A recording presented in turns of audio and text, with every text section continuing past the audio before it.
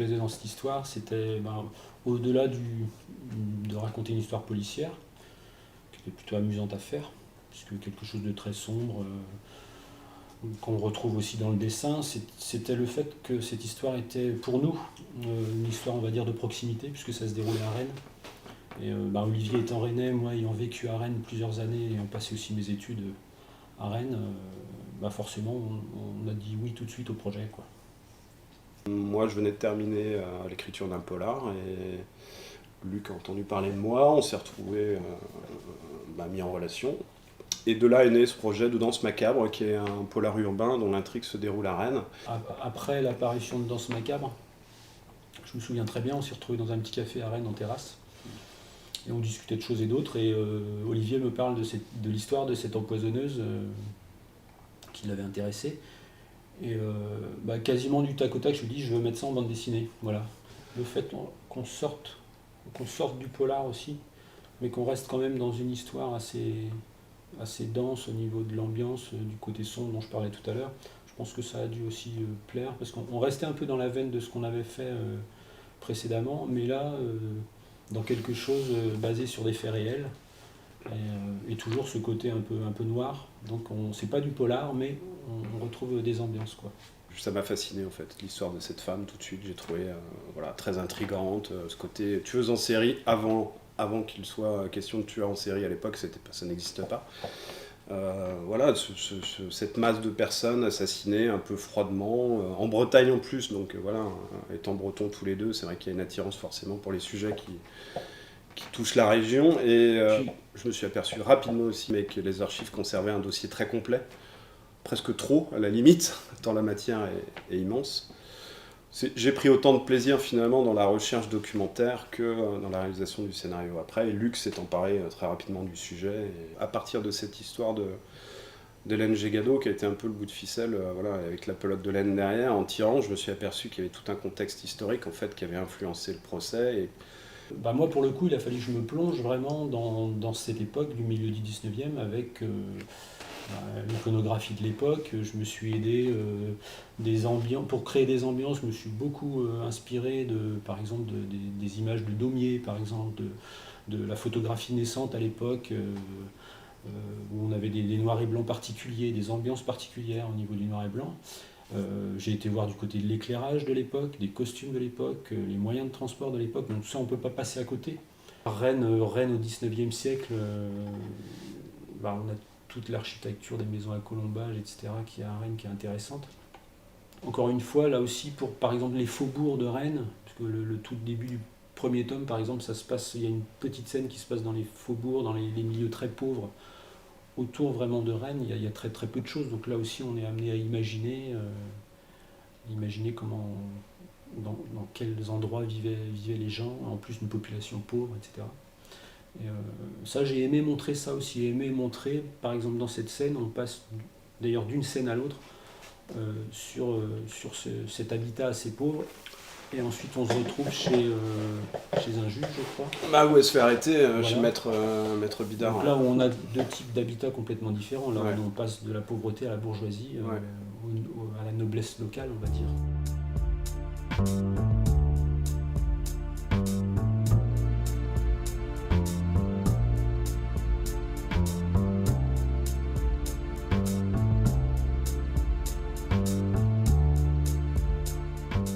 Parce que raconter l'histoire d'Hélène Gégado telle que tout le monde finalement peut la connaître, ça ne me suffisait pas. Il fallait essayer de comprendre pourquoi elle a tué, essayer d'analyser, d'aller un peu plus loin dans l'interprétation. Je voulais absolument trouver ma propre histoire au travers de ce personnage qui est finalement une porte d'entrée dans l'univers dans l'époque, quoi.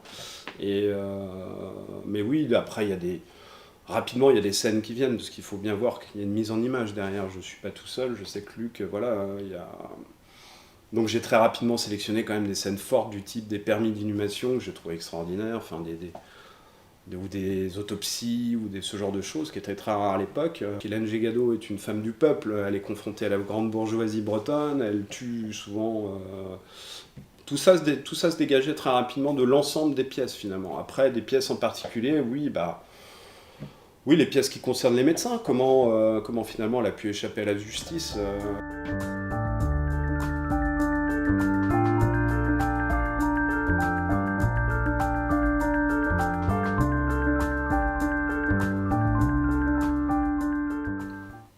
Moi, le journaliste, c'est pour moi un personnage qui doit être assez neutre, qui a le recul, qui regarde un peu l'histoire à distance, et du coup, on a réinjecté dans cette histoire-là d'Arsenic, un journaliste, et on l'a fait travailler pour le Conciliateur, qui était un peu le journal à l'époque, on va pas dire l'Ouest France de l'époque, mais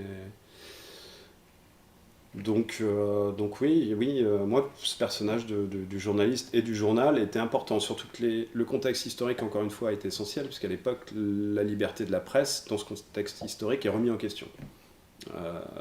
Donc c'était une manière aussi d'aborder cette question du contexte, de la restauration, voilà, ça vient renforcer un peu cette idée que la période est trouble, que le procès n'est pas complètement équitable, en tout cas pour la défense, et que du coup, le journaliste lui aussi a un rôle dans sa dénonciation, dans sa non-dénonciation d'une situation politique qui est complexe, et qui vient soutenir un peu l'histoire globale d'Arsenic, quoi.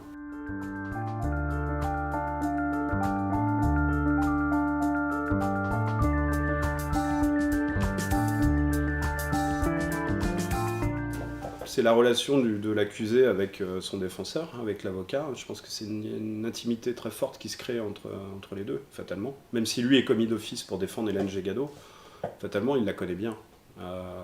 Donc il est très proche d'elle, très influencé par elle, puisque dans le deuxième, on comprend que finalement, elle l'a beaucoup influencé. Ce qui est de la fiction, hein, je tiens à le dire, Magloire d'Orange n'a jamais fait ce qui est raconté dans le tome 2 d'Arsenic.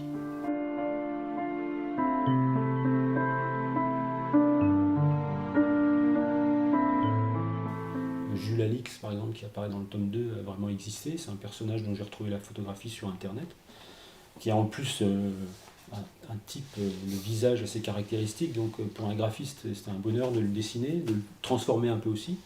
Les autres, il y a les Gégado, forcément, Hélène Gégado. Mais je m'en suis inspiré. Je me suis inspiré, en fait, pas tant des gravures ou des peintures, parce qu'il y en a très très peu. Il y a une ou deux gravures où on la voit entre deux policiers. Mais sinon, il y a son masque mortuaire au musée de Bretagne. Donc je m'en suis très légèrement inspiré, mais là j'ai vraiment pris la liberté de dériver sur le côté inquiétant du personnage, parce que j'en fais une femme vraiment laide pour le coup, et pas très agréable, mais ça me paraissait important de passer par là aussi. Et le reste, il y a beaucoup de personnages dont on ne retrouve aucune trace visuelle, que ce soit des peintures, des gravures, etc. Donc il a fallu les imaginer. Donc ça fait partie du côté plaisant aussi pour le dessinateur, c'est de trouver un visage qui correspond à ce qu'on imagine, quel était ce personnage, quelle était sa psychologie, etc. Le journaliste, j'en ai fait volontairement un personnage qui semble un petit peu naïf comme ça, alors qu'il ne l'est pas du tout, parce qu'il est quand même à l'affût de tout ce qui se passe. Mais j'aimais bien son côté un peu, on va dire un peu simiesque, il paraît un peu tout fou comme ça, mais alors qu'il cache son jeu, quoi. Voilà.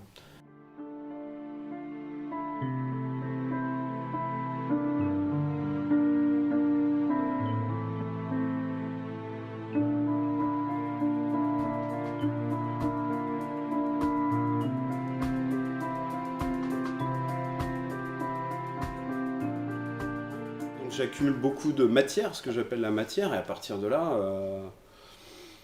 il y a une mécanique mentale, je sais pas, c'est assez mystérieux parfois, il y a des choses qui viennent au travers des personnages, voilà, tout qui s'amalgame, prise de notes aussi, je prends beaucoup de notes en parallèle, j'ai des idées qui me viennent ponctuellement, j'ai toujours un carnet avec moi, donc ça peut me venir un peu n'importe quand, ou même la nuit parfois.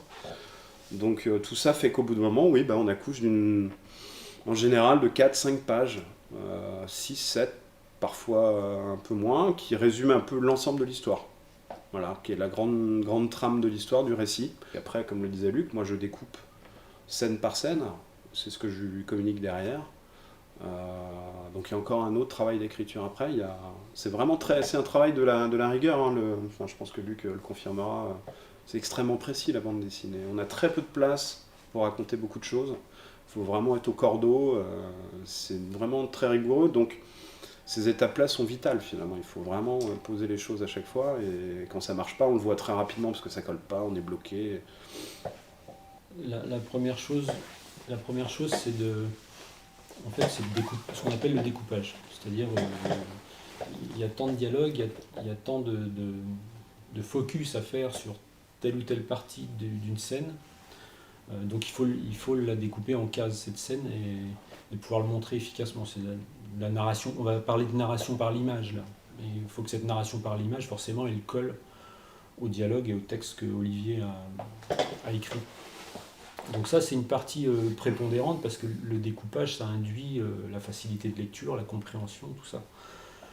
Donc il y a un gros travail qui est fait là-dessus, mais ça se fait d'une façon très brouillonnée. Donc il va y avoir 2-3 étapes en ce qui concerne le découpage, avant de passer à ce qu'on appelle la mise au propre proprement dite.